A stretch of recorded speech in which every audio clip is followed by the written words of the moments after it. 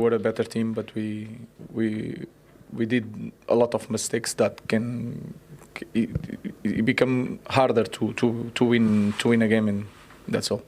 What do you put those mistakes down to at this moment in time? Is there a lack of confidence and perhaps even a lack of belief amongst some of your players at this moment? It's a little bit of everything. It's hard to point one thing that goes wrong in these moments, but it's really hard to win against this. But let's focus on Thursday. It's really important for us. Were some of the goals you conceded today too easy from your perspective for Newcastle to score? I think you can see that we can do so much better. So that's it. It's the disappointment and perhaps the anger within you at this moment in time. Once again, the criticism will come from outside. I can sense the disappointment and perhaps the anger within you at this moment in time. Once again, the criticism will come from outside, from pundits, from media people. Is the belief in your players that you can see that other people can't see, that the criticism will come, lack of running, lack of commitment in key moments? Do you understand that criticism? I understand it. I don't care. Nothing is worse than lose games. So people can say whatever they want to say, and it's hard to I don't want to defend myself or anything like that, because if you look at our position in the table, says it all. So let's move on. It's really important Thursday, so I don't care what people say. Losing games is the hardest part by far from this job. So again, let's focus on Thursday. How big then is Thursday? It was big before today. How big does it become now for Manchester United as a whole? Not just you, not just the players. No, of course, it's really important. We know that we have a chance to get Champions League, but let's focus stage by stage. We have an important game on Thursday. It's going to be really, really hard, but we need to focus on that and then go to the next stage. What do you do to pick your players up, and whatever players you choose to put out there on Thursday? What do you do to instill the belief that you will need to go further in that competition in the hope of still getting Champions League football next season? With our fans, we need to give something to our fans and to go to the next stage. We spoke about Andre Onana before the game. What's your sense now? Does he come back into the reckoning for Thursday? Everybody. Again, it's a difficult season. So tomorrow we are going to prepare the next game. He's not forgetting this game, but he's focused on the next one, because in this game, after the game, we cannot change nothing. So let's focus on the next one. Ruben, one very final question. You've always been very open and honest with us about the task you faced here and the difficulties you faced. But is that task a bigger task now, where you find yourselves and looking forward, and how big, in your opinion, is it to change the fortunes of this club? We already talked about that. Let's focus on game by game. So if you think in all the pictures, sometimes it's really hard to face all the problems at the same time. Our biggest problem is the game on Thursday. Let's focus on that. We wish you a change of fortune. Thank you very much. We prepare to play at every moment. The ones that played today was the decision by the manager by doing that, giving some fresh legs to the team to play against Newcastle. We know that they like to press high. We had a different view of the game.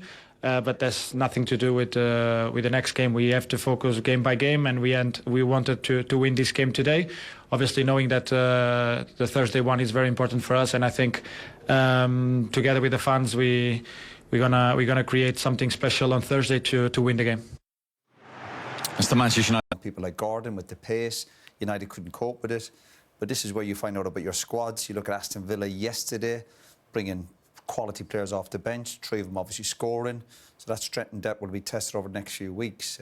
But for Newcastle, and what Newcastle have got used to now over the last kind of good few months, they're used to winning big matches. I think they'll deal with that pressure.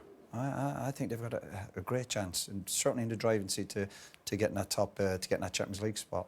And David asked the guys there whether their reaction post-Carabao Cup final win was even surpassing their own expectations.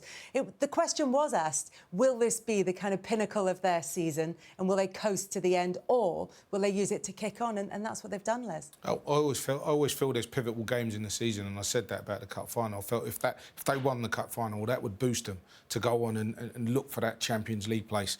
Although they were thinking about it, that game, I think, against Liverpool showed them that they can play against these big sides and win them in a cup final. And that gives everyone a boost. I said they were going to party here until the end of the season now that they'd won that cup.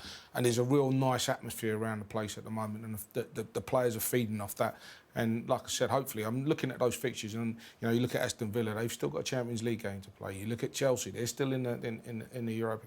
So there's some teams there that are probably looking at other things as well as the league, but Newcastle have just got the league to concentrate on now. Yeah, and they've played fewer games than Manchester United have this season because of their European involvement in the Europa League. That is Manchester United's route into the Champions League, should they win it. But it's not going well for them at all.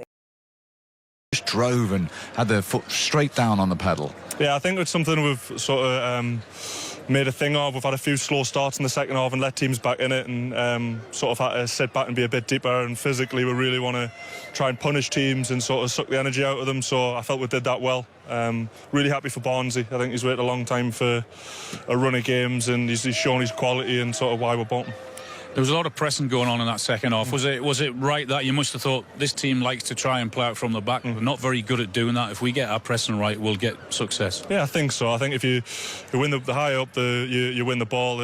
It's less passes to get the goals. So that was the plan. I think they went along quite a lot first half, but they didn't get a lot of joy out of it, so we knew that would be able to force a few mistakes, and the lads are clinical today. So yeah, really happy. How difficult has it been after the euphoria and the high of winning the cup to sort of get back to basics and try and qualify for Champions League football? Yeah, hard. I think when you have that bit of success, you can sort of think, we've done enough this season. And you celebrate. Yeah, we celebrate, yeah. Not quite as much as I would Trust you like to bring that into it. Of course. But yeah, no, the manager, I don't like the manager. I'll never let we sort of sit on that. He's always pushing with to play at our standards and keep going. And we've got the belief that we can make those Champions League places. And yeah, we're playing well. And talking of the manager, how strange has it been, and how much did you want to put a performance in today? Yeah, very strange. I mean, for the gaffer not to be a trainer, we knew something must have been up. So yeah, we obviously send our best wishes to him. And I think it just shows the group that we've got, that when the manager wasn't here, everyone stuck to the standards that he drives every day, and pushed each other and got through that game. Yeah. Do you look at the league table like I do and think if we win our game in hand, we climb a place? Yeah, I'd be lying if I said I didn't. But I try not to. I think you can sort of just sort of do what you should be doing, and that'll come. But at this stage of the season, everyone looks at the league table. We know that we've got that sort of game in hand on Wednesday, which is massive. Palace are high up in the form table and playing well. They started well against City yesterday, so that'll be a really tough game. But as I said, we're confident and we're playing well. But what a position you've put yourselves in now. Yeah, I think so. After we started well at the season, not playing particularly well, but getting the results, and then we had a bit of a bad patch. But to be in and around this, we're sort of 7 games to go, picking up that momentum now. I think we're really sort of hitting form at the right time, and we've got tough games left. Don't get us wrong, but we don't fear anybody. And hopefully we'll get it done. You've got momentum, you've got consistency, you've been unchanged 5 games running, but then you've got the competition for places, and you've got players like Anthony Gordon back coming off the bench today as well. Yeah, huge. I think when you've got players like him to come on, Longy, Cal Wilson, all players in forward positions, I think it shows the squad that we've got, and we're going to need everybody. So this is a big week for we've got 2 games in 5 days or whatever it's going to be, so it's going to be a very quick turnaround for us, so we've got to recover well, but we're well prepared for this. I think we're Champions League, help with that sort of stuff, knowing how to not train much but just recover and go again. I think we've learnt well from that. OK, before we let you go, we know you're a man of the people. Imagine the euphoria at the moment, but we've seen this post on social media from yesterday where he's put Dan Byrne helping me push a broken car off Moor Farm roundabout earlier today. He's just a top lad, isn't he? Is that part of the weight training there? Just being... Yeah, honestly, you'd be surprised how heavy that car was. I was absolutely shattered. I wish people would have just stopped and helped us rather than took photos of us What happened? It's quite a bad roundabout for crashes, but yeah, guys, like, has crashed into me, but my car was all right, but all the airbags went off and the windscreen smashed, so yeah, just do me a bit. And you did your bit again today. Go on, David. Usual stuff. Yeah. What, were you regularly pushing cars around that roundabout when you were here, or? That's a day in the park. No, just to come back on the Champions League position, I think it's very important, because I think we saw this season that the new format is just magic. It works really well, and I think to see Newcastle in those 34 teams, that would be amazing. Yeah, I agree, definitely. I think it was great, the Champions League group we had. I loved it. Obviously, we had the top teams, but that's what you want to play it for. But I've enjoyed watching it this season, going home and away and playing sort of 7 or 8 different teams. I think it's been a good sort of benefit of the competition. Fantastic. Well, really well done today. Great to see you. Thank you very much. Keep up the good work. Cheers, Well done. Thank you. Cheers, mate. Thank you. Good luck. Thanks. That's done. But I mean, we were talking earlier about the history and getting the club. I mean, He's not that strong. he's not that tall or strong. He's living the dream, isn't he? I mean, it's an incredible Living the story, dream. isn't it? From where he was to not being good enough, or being told he wasn't good enough to start his career at Newcastle, to having to go elsewhere, and then coming back and doing what he's done in terms of winning, scoring at Wembley, getting an England game, Champions League for Newcastle. I mean, it's just an incredible story. And you know what? There's no one deserves it better than him, because he sort of epitomises everything that is very good about Newcastle at the minute. I'm gonna give him a little bit of happiness, and we hopeful want to see him back for the next game. Just to give him a little bit of happiness on this tough week for him. It's been a tough week for him, Harvey. Was he able to send you any messages ahead of today? No, I think he's on the road to recovery, hopefully. So I think that's his main focus at the minute. But like Bruno said, he's so influential throughout the week, and obviously on a match day. So we knew we had a job to do today without him, and we did that. We said that before the game. It was one of them where we need to put a smile on his face, and yeah, hopefully he's on the road to recovery. Definitely put a smile on his face, and I think there's a fairly decent smile on yours. How good a week has it been for Harvey Barnes? It's been good, you know. I'm enjoying it. I feel like I'm in a good rhythm of playing now, and I'm just enjoying being out on the pitch every week. So yeah, long may it continue. Bruno, how big has his contribution been in recent weeks, and particularly today? He is an unbelievable player. I'm his fan. I love him, the way he plays, the way he shoot. He's always working hard and try to help the team, and he deserves his moment. I'm very, very happy for him. Like I said, he's an unbelievable professional and an unbelievable player. Harvey, when we spoke on Monday night, you said Newcastle weren't at their best. In the second half in particular, did we see the best of Newcastle United? Yeah, definitely. I think first half we played well. I know that the scoreline didn't show that, but I thought we dominated the first half and creating chances. I think they only had the one shot on target, which they scored. So we were happy the first half. We just knew we had to build on that, keep doing what we were doing, and the chances were going to come, and they did. You know, in the end, it was a good game and a good scoreline. Bruno, it's 5 wins on the spin in all competitions. People talked about whether you'd be able to kick on having won that trophy. Have you exceeded even your own expectations in what you've been able to do so far? Yeah, we're happy about what we are doing so far, but I think as a group we just think game by game, you know. Our next focus in the next game. We know we have been good, but for us it's not enough. Like we said, it was unbelievable win the cup, but we want more. It's not enough for us. We want to put our name in the club history, keep it going. So yeah, it's unbelievable what we have done so far, but we want more. Quickly and finally, a word from both of you. How important is Champions League qualification? Unbelievable, means everything for the club. Like we have done so far is good, but like I said, it's not enough. We want to play Champions League again next season, but we are just thinking game by game, step by step, and here we go to another one on Wednesday.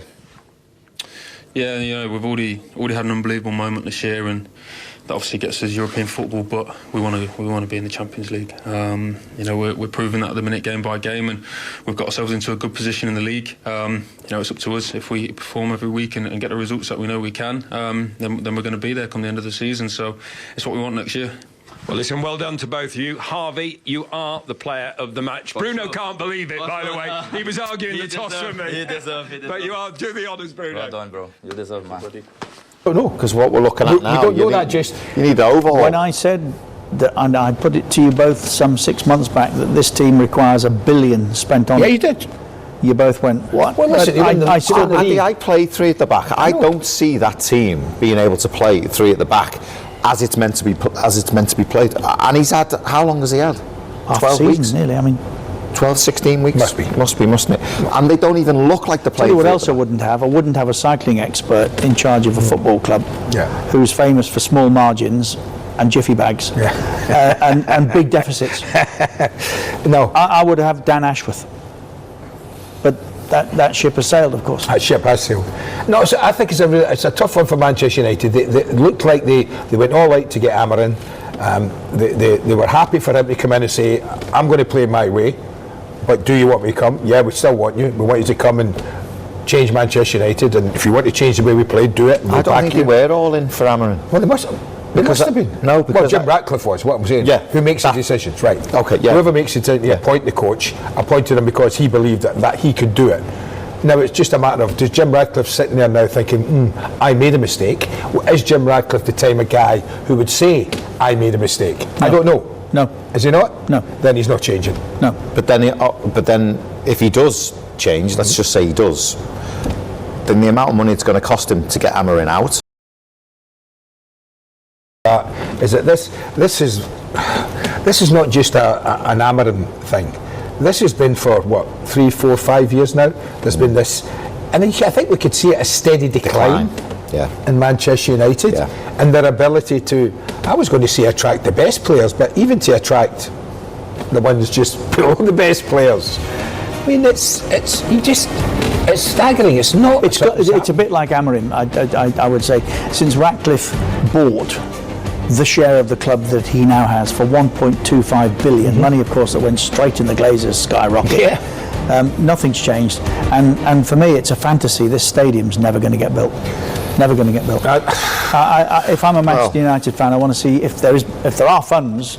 I want to see them spent on the team, but that circus tent is not happening. No, I just think, listen, building a stadium, wonderful, right? We know that Old Trafford probably needs to be something it needs work. Needs and work. A stadium might get built. Or a stadium. But what I'm saying is that's like putting the cart before the horse for me. When you say we're going to build the stadium first and then we're going to deal with the team. No, I'm sorry. For me, it's the other way around. If you've not got a team that fans want to come and watch, you can build any stadium you like. They're not going to fill it. You know, the other thing as well, we talk about it we're talking about it on the pitch, but off the pitch, I agree with you. That's where the decline started, by wrong appointments in wrong areas off the pitch. I think now we are confined to financial restrictions because of the rules that have been brought in. For Manchester United to lose their appeal and their aura with their brand, obviously is going to bring in less finances off the pitch. And if it brings less finances off the pitch, that's less money you can spend in the transfer market. On top of that, if you don't start making top European competition, I don't care which football club you are, in the end you're not going to be able to attract the best players to produce the performances to then get you back. So they're in this cycle at the minute, and it's getting worse because the power that they had come and sign for Manchester United, where players would go, okay, we're in the Europa League, or okay, we might be 1 year out of Europe, I will go there and give it a go. Even then players are going to turn around and go, oh, no chance.